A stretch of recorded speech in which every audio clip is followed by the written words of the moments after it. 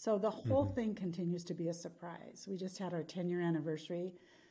And at one point in our conference, we brought out all the books we've read over 10 years and we put them on this table.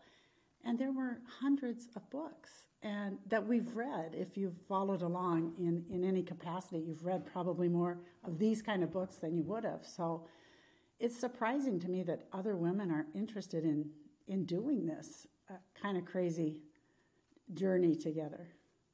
I think that's incredible. Welcome everyone to Smart Catholics Mastermind, and we're so excited to chat today about reading with the project The Well-Read Mom with Marcie Stokman. Welcome, Marcie. It's good to have you with us. Good to be here.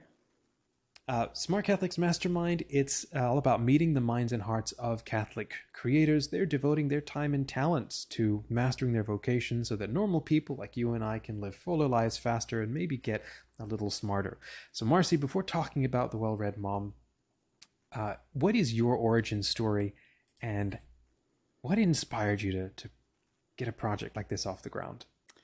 Well, my origin story, I remember when I was a new mom, which was 35 years ago. I have 7 kids and the 14th grandchild on the way. So when I was a new mom, though, we moved to a new city and a new town, and my husband was in school, and I was so lonely. I didn't know one other woman with a baby, and Jim was colicky, and I'd had a difficult delivery and a lot of recovery time, and I had this colicky baby that screamed through the day and screamed through the night. And what I was surprised by in motherhood was the loneliness. I was beside myself, and it was painful. And then Pete and I had a chance to do some mission work in Guatemala. And at a certain point, I was able to bring the baby along, and we were in this little house, and I was looking out the window, and these Guatemalan women were walking by. And, they were going with their baskets to grind corn into maize and however it worked, to grind their maize and to make tortillas, but they were walking together. And they would sit in the afternoon courtyards and they would weave at their looms, and again, it would be together. And one day I'm looking out the window, and this group of women, they have baskets of laundry on their head and babies on their back and little toddlers at their heels, and they're walking down to Lake Atitlan to do their laundry, like scrubbing it on rocks. And I was curious, so I followed these women, and I'm kind of standing up on I'm standing at a distance watching them in the water. The kids are splashing, they're scrubbing their clothes. And I remember at a certain moment realizing something has been missing from my life as a mother, and now I know what it is. I have a different kind of poverty than these women have. I don't have to do my laundry in a lake, but I have a poverty of community life. I don't have friends. They don't have the kind of loneliness that we have in a first world country. And so I was jealous of them, actually. I thought I would trade what you guys have for my lonely life at a certain point. I don't know, but it just was so beautiful to see the way they live life together as women. And so fast forward 25 years now, my daughter is a new mom, Beth. She's a new mom in the Twin Cities, and I live in northern Minnesota. And one day she calls me on the phone, and she's like, Mom, I'm done going to these mothers groups. I've been there 3 times, and all we're talking about is our kids, what kind of diaper to buy. She goes, Mom, isn't there a place after college where women get together and talk about the real questions in life? And I heard the loneliness in Beth's voice. I heard the cry in her heart that I had as a new mom, and I just thought, oh, she's at that spot I was at. I don't want her to go through this. And then at the same time, I was speaking at that point to mothers of preschoolers in the area where I live, and I had done a series of talks. I was doing another series of talks, and the ladies said, just title it whatever you want to talk about, give it a title and we'll go with it. I said, well, how about let's go with, just call it Well-Read Mom. It just came to me, and I thought, let's see what the women are reading. So I gave these talks to these groups of mothers of preschoolers, and every time I gave the talk, I went home sad because I thought, actually, women aren't reading, maybe some self-help books, but not one woman was reading quality literature for its own sake. Not one. And I wasn't either. And so I would drive home from those talks sad, thinking, well, I'm just going around heaping another burden on women, saying, look, I'm here to tell you one more thing you're failing at, you know. So I felt bad about what I was doing even though I know reading's important. And so when Beth called that day with this cry in her heart for a place for women to talk about the real questions, her desire merged with my desire, which was to read more. And Well-Read Mom actually was born. It just started. The origin is just a place to read great and worthy books and spiritual classics with my daughter. So she started with some of her friends in St. Paul, and I started with some of mine in northern Minnesota and put together a 5-year book list. And I think there was an aha moment when I was trying to put these books together. I laid them all on the rug. I pulled hundreds of books off my shelves, 150, and tried to stack them in piles to see how I could create a 5-year book list that Beth and I could share and read together, the same books at the same time. And I had no idea how to organize them because what do? Start with the ancient epics, you know, the Iliad, the Odyssey, and the Aeneid, and Augustine's Confessions. Do we read these books chronologically? And I thought, gosh, I'm not sure I want to be in this book club. You know, this sounds like these are good books to read, great books to read, and we'll read them. Right. But it's got to be in a way that works for a woman's life. It's got to be shorter reads over the holiday months or short stories. It's got to be a spiritual classic during Advent and Lent. And we've got to read some really great books that'll change a woman's life. You know, I want to share Kristen Lavensdatter with my daughter. It's one of the greatest books ever written by a woman. We're reading it right now. Wow. And so anyway, I didn't know how to order these books. And one day I was reading Pope John Paul's letter to women. And he starts thanking women in their various capacities. Thank you, women who are daughters. Thank you, women who are mothers. Thank you, women who are wives, women who work. He was thanking contemplative women. And I just thought, that's it. Let's just order the book, the themes. Let's order the years into themes of a woman's life. So that's how we did it. Wow. I'm talking too much. No, that's fantastic. Yeah. Oh, my goodness. Started. And for those who get a chance, you can check out your website, and we'll share that in a moment. But you've got this lovely little trailer that's on there, and you've got the brothers Karamazov, I hope I said that right, showing up for a second. And I think it's brilliant, and it's exactly what Smart Catholics is about. Hey, so if you're watching this, and if you're enjoying meeting Marcie and hearing her story, if this is resonating with you, please hit like. It helps more people to hear more about her. How does it work, Marcie? So how do people join a community online? Do they start a local reading group and they purchase reading plans? Like, how does it work? Well, you could do it in different ways, but our main goal was to get women together in their local communities, like together in the flesh. Cheryl Turkle, in her book Reclaiming Conversation, says conversation is the most humanizing thing we do. You know, face-to-face conversation helps to humanize us. We learn to read facial expressions. We learn to intuit, you know, another's need. And I really believe we're losing that capacity to just meet with each other in our communities. Like sometimes in my parish where I go to church, I will talk to people after Mass, but it's always like a lot of times for women, the conversation revolves around how busy we are. And so this is a place where you come and discuss a good or worthy book, and there's a different kind of launching point. You know, there's a starting point around the great questions of life. Like, why are we here? And what I found is that reading literature can help us grow in our faith. And I think that's a surprise to a lot of people.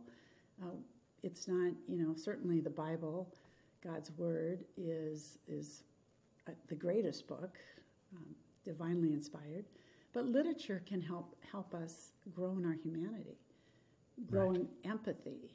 I forgot your question, Dominic. I'm all over the place once again. No, that's fine. I was just curious how does it work, and how do people actually make it work for themselves? They get in touch with you. Do you create Yeah. the groups? We help women get started. The reason it's easy to start a group with a couple friends, or we can, if you go to our website or let us know, we'll give you a call and you'll talk to Janelle and she'll help you get started. Call a few friends.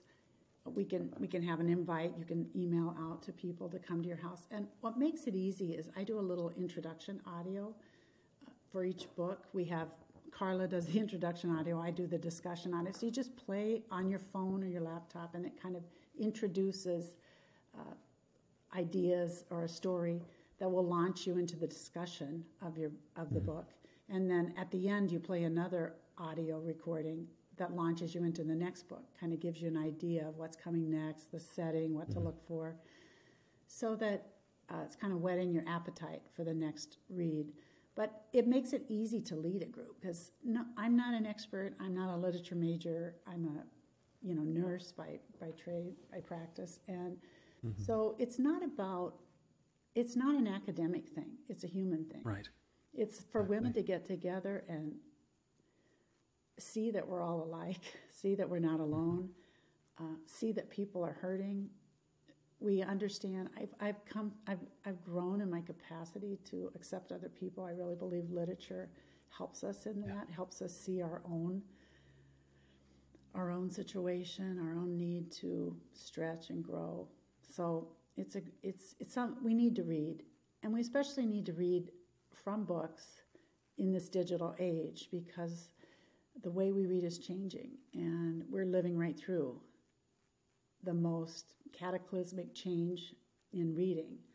We're living through it. We might not even recognize that we're living through it, and so I believe reading from print is something we can hang on to and pass down to our children, and it will keep certain parts of our brain alive that might be lost otherwise if we don't read from So print. I want to ask you about that. That's intriguing. What is that cataclysmic change? Before we get to that, very briefly, this show is brought to you, thank you, dear viewers, by the free Catholic community on SmartCatholics.com. We're free of trolls and ads and toxicity. We're faithful to the Holy Father, Pope Francis, and the Church, and we're committed to a culture of kindness and learning, just like Marcie here.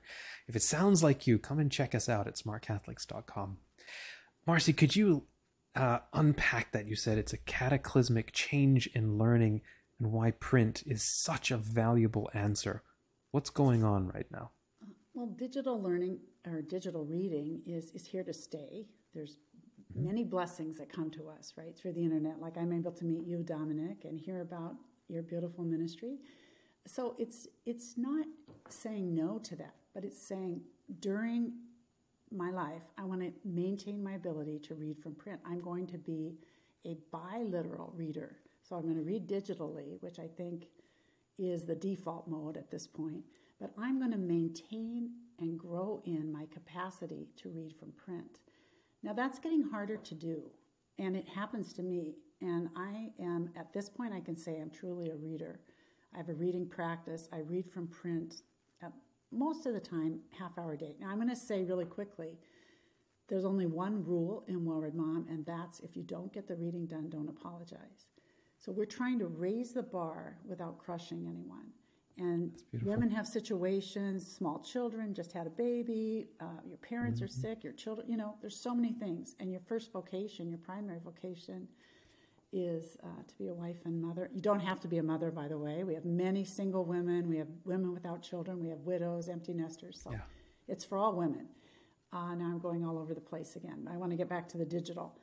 But so we say, if you don't get it read, don't apologize, but do make a commitment to develop a reading practice, and we help you in that. And I think everyone in Well-Read Mom who's serious about it grows in their capacity to read. And it's important because the way we read is changing. And if we only read digital, we do not comprehend the same way. Many studies show the comprehension is different when we're reading online versus reading from print. There's a physicality with books, and I'm preparing an online class right now, how to mark a book, how to write in the margins, how to make that book your own, because it increases comprehension, it increases your enjoyment of the book, reading, my goal for myself and for everyone in Guatemala is, and for all of us, is that we learn to read for pleasure. There's a pleasure, a relaxation, a true leisure experience that can, calm us down and help us grow. And that doesn't happen with digital online reading.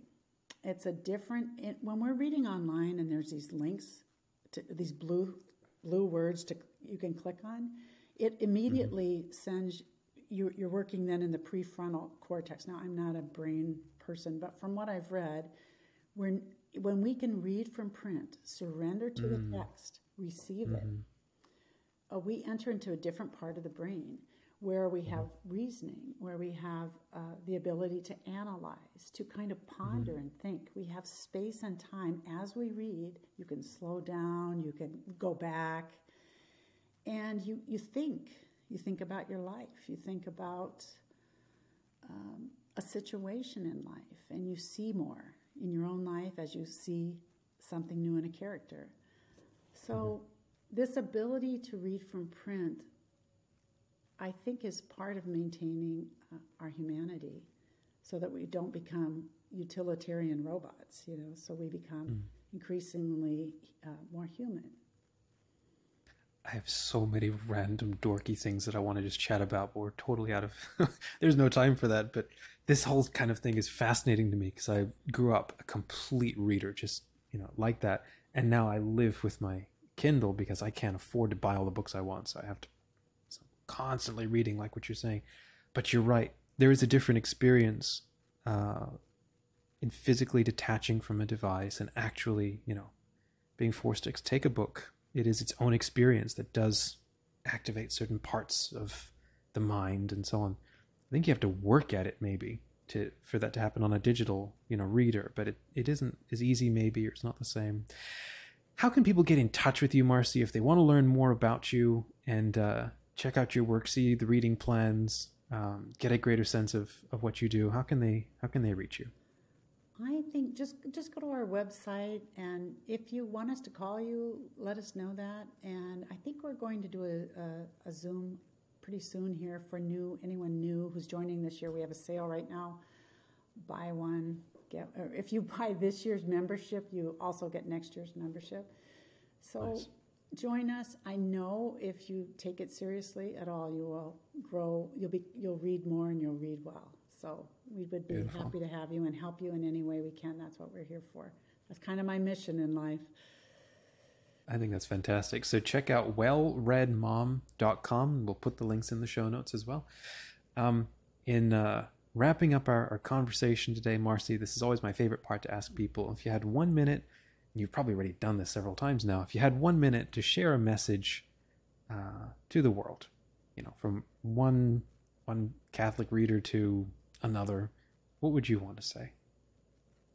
I feel like I already said it. I was going to say the way we read is changing, and we want to hang on to our ability, grow in our capacity to read from print. I think during the fall of Rome, it was the monks who helped save civilization by copying the texts so that they could be passed on to future generations and renew Christian culture, Catholic culture, thanks to the work they did copying. And in our time, it's not that we don't have these books available. We can get almost any book online. There's libraries. Our problem is most of us would say we don't have time to read. And I just want to challenge that and say, when you don't have time to read, we want to help you work reading in and make it a priority. It's going to bless your family. It's going to bless the culture. It's going to bless your family. It's going to bless you. So you can do it. We want to help you. Whatever stage you're at, we can grow in it and help each other. It'll help the world.